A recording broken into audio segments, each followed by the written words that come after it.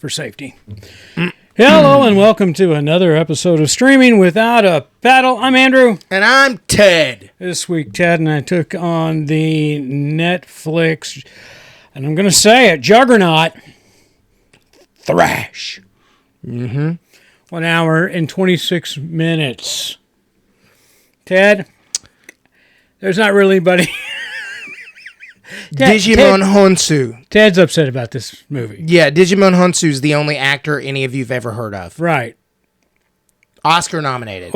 You'll recognize him. You don't know him by name. He's a great actor. Yeah. Well, if you're a film lover, you do, because I recognized him. I did not know his name. I just don't know how to correctly pronounce it. I think I did all right.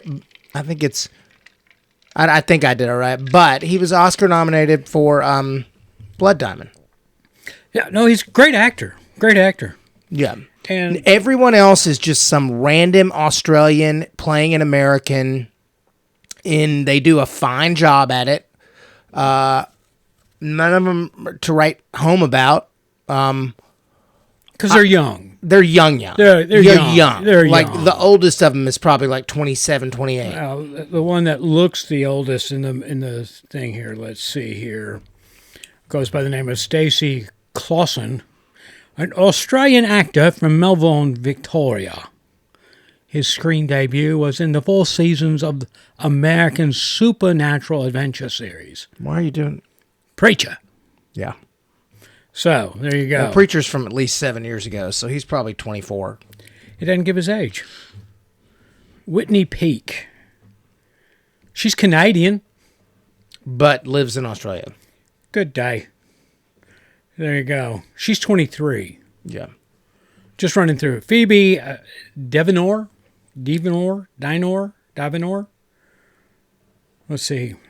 She's 31. She's English. Okay. So here's my problem before we get into this movie, and I'm just going to say it. My problem is that the American film industry needs to, figure it out. Because they don't need to be shooting literally every show set in America, in Ireland, in Australia, in Canada. They shoot... Look at me, camera. They shoot everything anywhere but here.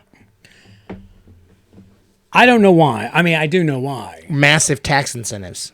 Well, it's money. Yeah. And I don't know if it's tax incentives per se. I looked it up. I don't know. I don't know if it's because we're pricing ourselves as service providers out of the business. I'll put this out there. I am a member of a local film group and on social media. And they post things from time to time. People do, looking for people, for help. Mm-hmm. I was blown away. I mean, I really was. I was blown away that a PA, not a key, just a PA, runner, $300 for the day. Mm. I mean... But that, you know what that's on? Well, I just asked myself after I read that, though, Chad. I said, okay, what would I charge knowing that? What would I charge for my services as, say, a location manager or an assistant location guy? That's the tough part. I mean, I was really trying to put it in context. Not that, I hate doing apples and oranges, but I mean, you're still on the crew, and you look at the PA's responsibility versus even an assistant location manager, and there's a tremendous more responsibility on a assistant location manager than there is a PA. Sure. I mean, because you're accountable. Yeah. I mean, you get a permit, you got to, your boss comes to you and say, hey, go get a permit to shoot here on this day. And if you don't do it, right? You're fired. I mean, it's a big, it's not just you're fired, you've shut production down. You've jeopardized production. However, a PA not getting the right bagel or picking up the right gel from the local grip store or, getting the wrong lens from the camera rental place, that's, those things can be worked around, but you don't get a permit. So I was just wondering, what would be my rate for that? If they're paying a PA $300 a day. Well, what are they paying a PA $300 a day on? It didn't say, but it's still a PA. It doesn't matter. It's a PA. Well, I think anybody... It's a PA. And the job description was running errands, just the typical PA stuff. Nothing, it wasn't a key position, needed a valid driver's license and if yada, yada, yada. If you're doing a... $3 bills a day. If you're doing a commercial shoot or a music video or an industrial, they're way more. If you do something creative, like you're doing a movie, they'll come cheaper. Because they want to do things. Nobody wants... Well, I know. As a producer, I realize that the longer the project is, the better the rate. Or no, just in general, if you're doing... I forget. It was like 6 days of work. So, but I was still... That's... I just, So when we talk about why movies aren't shooting here, I don't know if we're pricing ourselves out of the market or not. I looked it up. And Australia gives a massive incentive to shoot there. What's the incentive for American tax-wise, though? Nothing. It's terrible. The only place. No. I'm saying if I'm a producer and I go shoot my film in Australia, I'm saving sales tax there. Is that what my savings is? I mean, I don't know the exact. Am I not having to pay payroll tax? No, I think you're having to. So. But I mean, it's anywhere. It's Canada, too. They shoot so many television shows in Canada. They just don't shoot things here. But does the cost of offsetting moving a production, your principals, for one? I mean, you're talking about your principal actors coming from America to go shoot in Australia. You've got to put them up in housing, and they're not staying in a hotel. You got to rent a house. And on top of that, they're getting per diem, and not only them, but their entourage. So just to put this in perspective, the government tax incentive is 40% in Australia. Back. Yeah. On what you spend. Yeah. Well, you're renting everything there. You're hiring every crew person there. You're hiring every actor there. It depends on what the 40% is. Is it 40% back on sales tax? Is it 40% back on every dollar spent? I don't know. I don't know either. But is it off of payroll or is payroll excluded? That's where I'm going. It's a good exchange rate, they also say. But that's the third movie out of like the 10 movies or 20 movies we've watched so far this year. I'm not disagreeing with you. There's a problem. There's a disconnect somewhere. And Hollywood doesn't seem to care. No, because they're the ones benefit from the cheaper movies. But therefore, it's not employing any American crew people, barely any American actors. I understand. Believe me, I'm not against you here. I'm trying to, to understand the problem a little bit more. Are we pricing ourselves out? You brought it up, and I was blown away by $300 a day, and I think it was 5 or 6 days, or PA. I think we're pricing ourselves out. I think the problem is Los Angeles has been so much the only place to shoot anything, and then everybody was like, nah, I'm good. We're going to go to Atlanta. Or they still shoot a lot of stuff in Atlanta. Yeah. So we're going to go to Atlanta, and we're going to shoot there. We're going to go to Las Vegas, and we're going to shoot there. They just do not shoot in California anymore. Well, they don't shoot a lot of places other than Atlanta. That's the only place they seem. They shoot a lot of stuff in Kentucky. They shoot a good chunk. I take it Kentucky's got a tax incentive. Yep, every state except for Tennessee around us has a tax incentive. Okay. Well, I'm just I get what you're saying, and I to understand the problem. If somebody out there, send us an email or comment on our when we post this video up on our Facebook page or Instagram or whatever. Somebody give us some feedback on that. That would be great. We'd love to hear from you regarding the reason why seemingly less and less stuff is being made here in the United States. Mm-hmm. So, I mean, I know this. If you're making your own little feature, the way that everybody I know that does it now, it's like where you used to go. Everybody in LA, every friend I have is like, well, I've got a micro budget feature. I need $1 million to shoot it. And it's like, good luck, bud. Good luck. You better figure out a way to make it for 25. Well, I need this and I need that and I need this. No, you got 8 days to shoot your 90-minute movie. Yeah. Cut those special effects. That's the name of the game. If you don't want to make a movie, relying on the script and relying on the actors, and you can't do it. You say that. Australia tax incentives. We still look and see what the budgets, get an idea. We know confirmation of what they are. But they're still dropping $190 million in places. Was that what this budget was? So I don't know what the budget was on this one, but I think the budget on one we recently saw that was overseas was $190. This had to be up there pretty good because they basically built a town on a soundstage. Yeah, anybody in the booth can help us out there. That would, Google. I'll be honest with you. I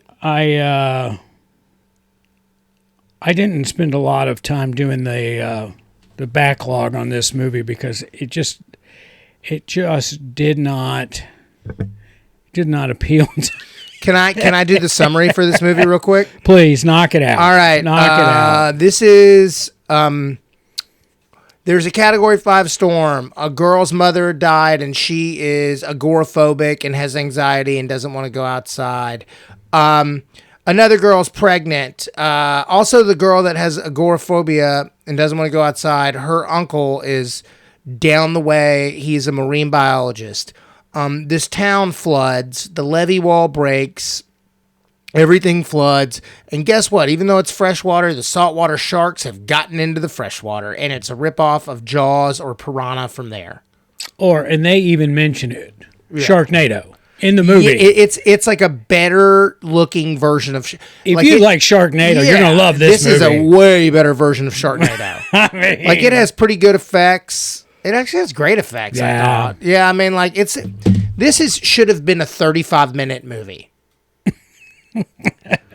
This is produced by Adam McKay. Cool. I mean, I'm looking at these reviews and people are like, "Oh, this is trash. This is trash," and I'm like, "It's not trash. It's just like garbly goo. It's like remember when they used to have the after school specials? Uh-huh. It's that type of movie, but with sharks.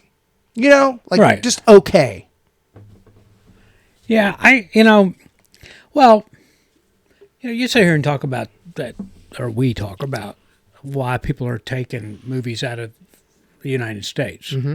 Well, I guess the producers can put their foot down and say, Adam McKay in this particular case, say, no, we're going to shoot here in the States. I don't think Adam McKay ever stood a foot on the ground. But he's a producer. Yeah, of it. he could. He totally could. He could put his foot down and say, we're going to do it here. We're going to make American-made movies. Yeah. I'm going to look at you and say, I'm going to make American-made movies. Me, myself, I'm going forward. All right. Like, we're not the best, but I'm making American-made movies. I'm not going to shoot them in somewhere else just because it's cheaper. Eastern Europe, I'm not doing it. And I don't know if they're cheaper. Eastern Europe is. Well, I'm just saying, in general, I don't think that making... because again, like I said, we've seen a number of movies. What was that Mark Wahlberg movie? We just came off of The Family Plan 2, right? Yeah. Let's see what we can pull up on The Family Plan 2 in the way of a budget. And because that was shot overseas. So, anyway. Let's see here. They're admitting it's like a B movie. What, this movie? Uh-huh. Oh, it had television written all over it. I mean, and you can argue it's Netflix. Yeah. TV. It's television. So, if you want to go there, I mean, that's kind of the thing. This is not like there's not a lot to say about this movie. I mean, we've kind of summed it up. It's like excuse me, I'm having a Jolt Cola. It's really just, do you like shark movies? Do you like aquatic horror? If you do, then this will be a fun little ride for you. I found it to be a smidge long at 80 minutes. I feel like they could have cut another 15.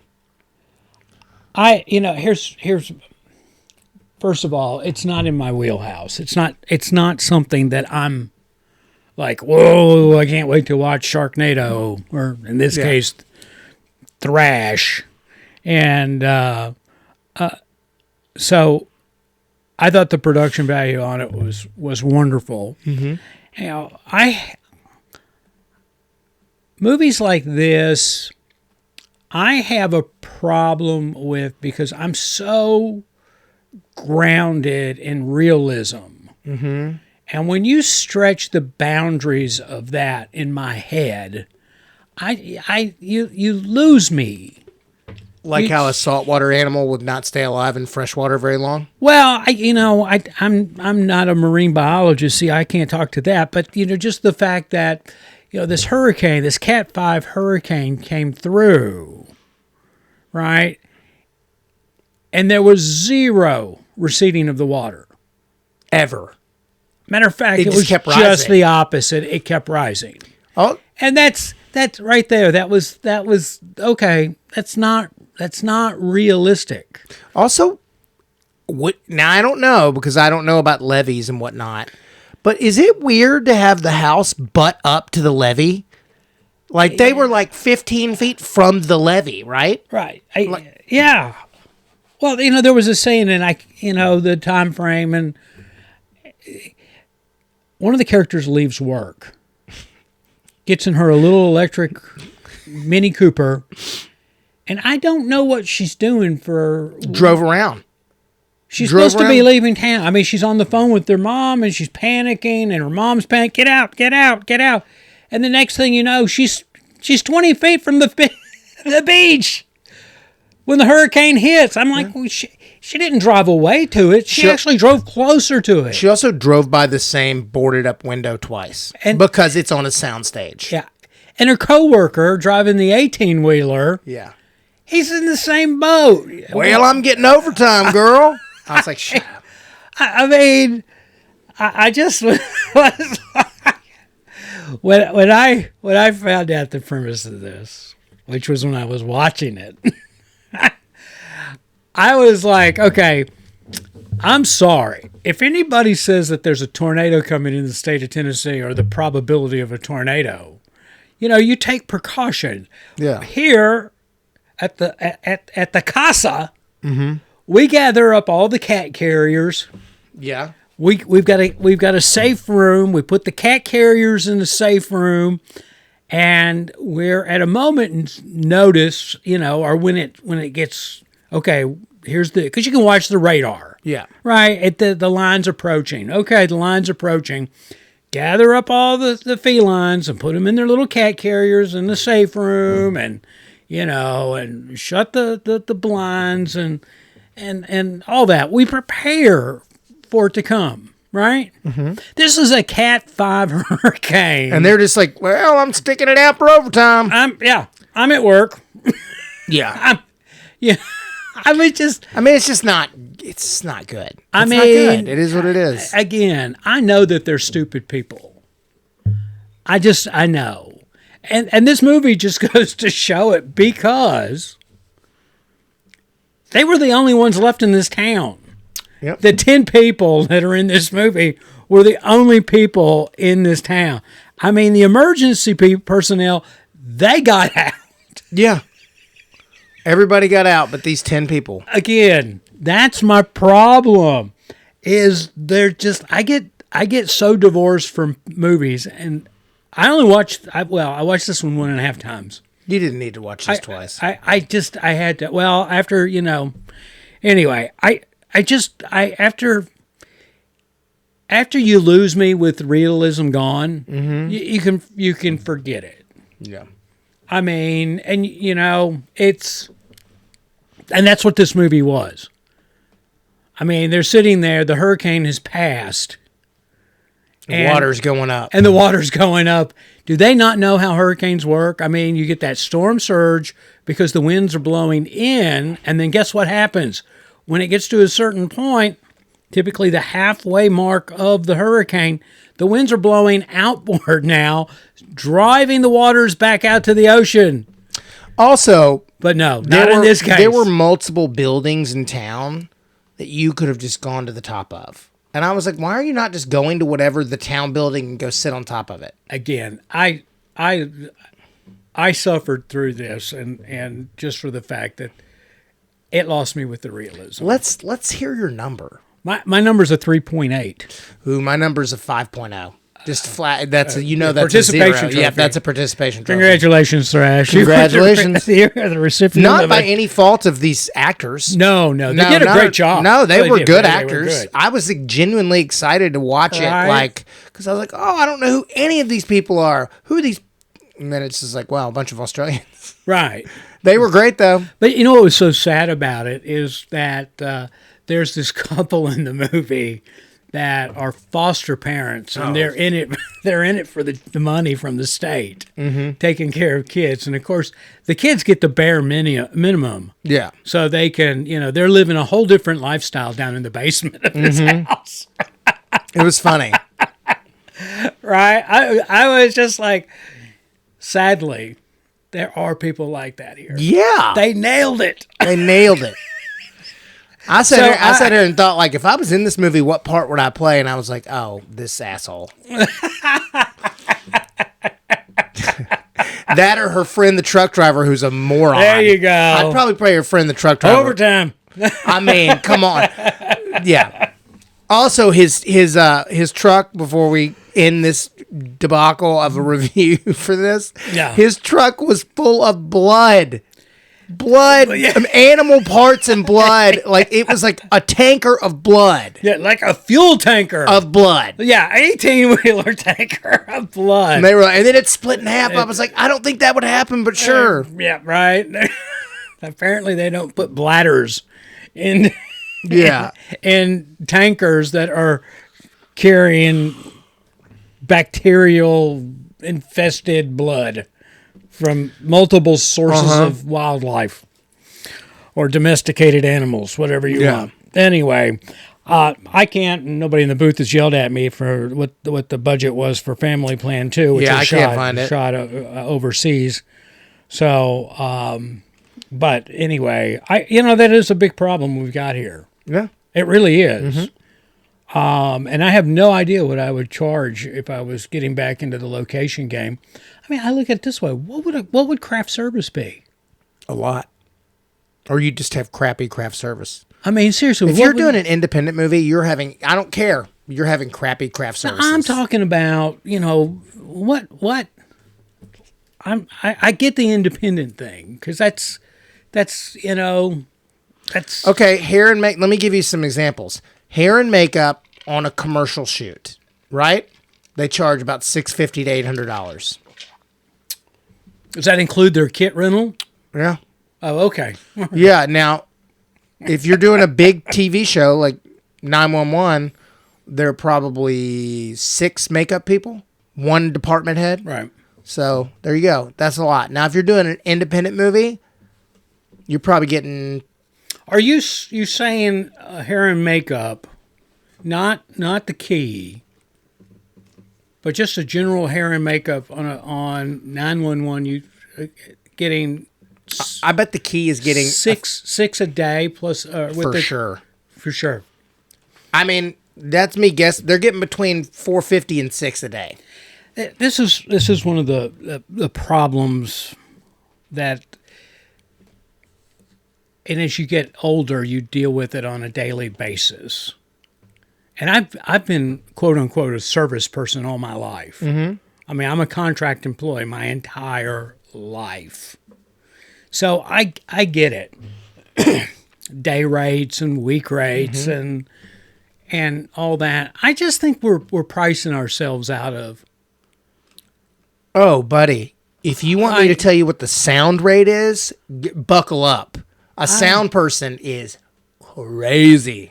And here's the thing is because I guess there's just too many of us in there. Because if somebody is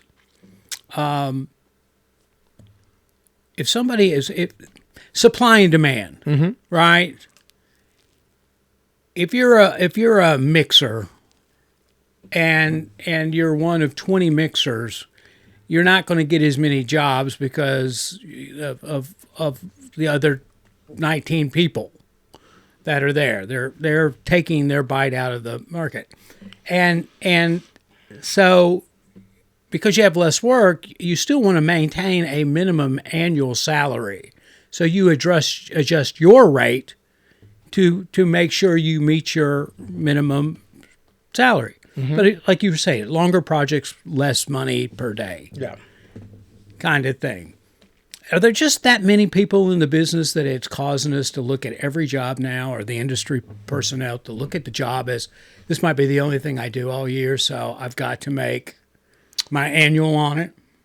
I guess I don't know what the IATSE, whatever. I don't know what the deal is, but I mean, there's 2 television shows that shoot here, right? All right.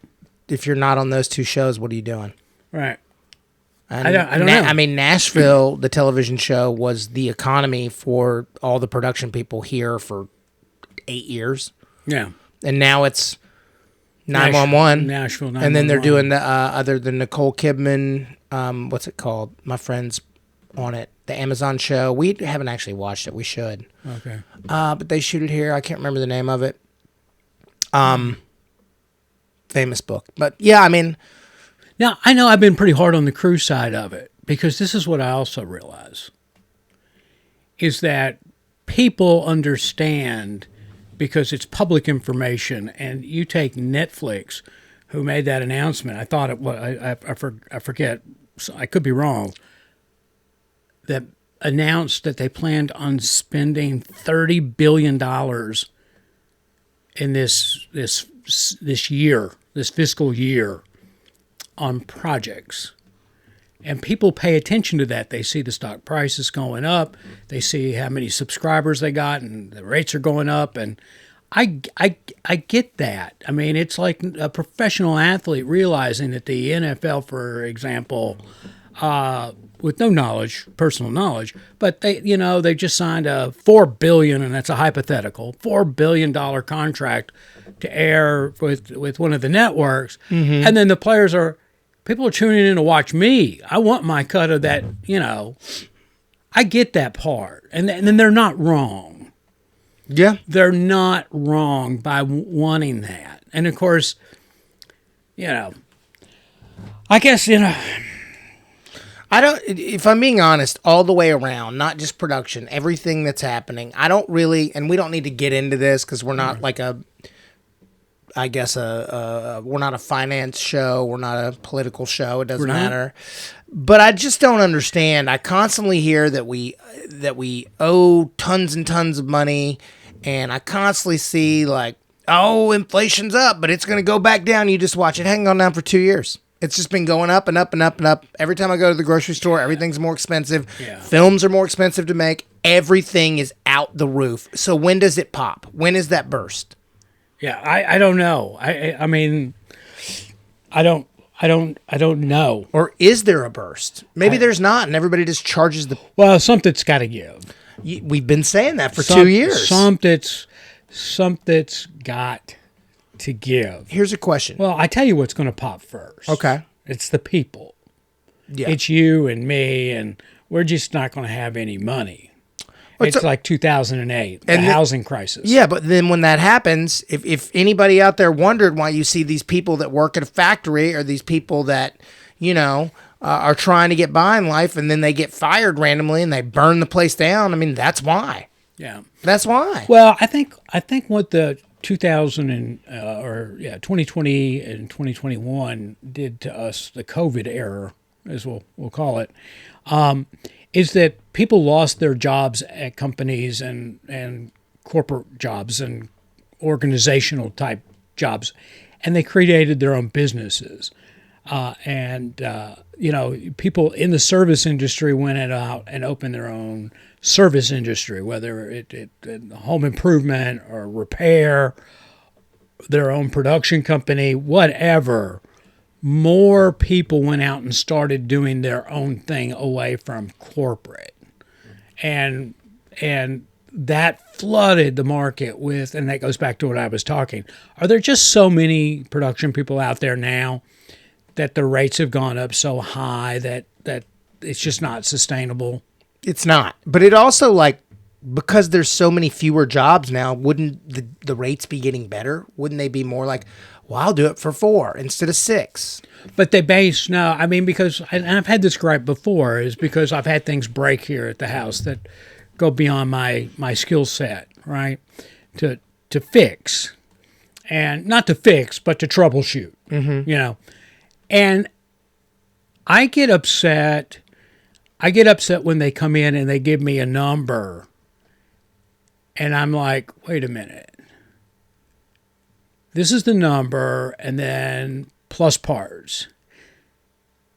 That number right there is a living wage for anybody for a week, and you're going to do it in 4 hours. So basically, I got a 4-hour service call that I'm paying you an entire working week salary. But you're probably paying a company's entire. I get into this all the time. I know. I'm just saying, because I think as a consumer, I'm smart enough to realize that. Yeah. I mean, I got somebody who's coming out to fix something that can fix it based on troubleshooting. Not. I mean, I can use a wrench. Yeah. Or whatever. I'm smart enough to realize that amount, being a working stiff myself, is a week's salary in the real world, and you're doing it for you're laying that off on me for 4 hours. It's like the PA. I mean, PAs. You're a PA to cut your teeth, to learn and to grow, and I mean that and go through it. I mean, you think of that PA at $300 a day, and I'm like, that's, you know what? There are people that have real jobs that don't make $600 a week.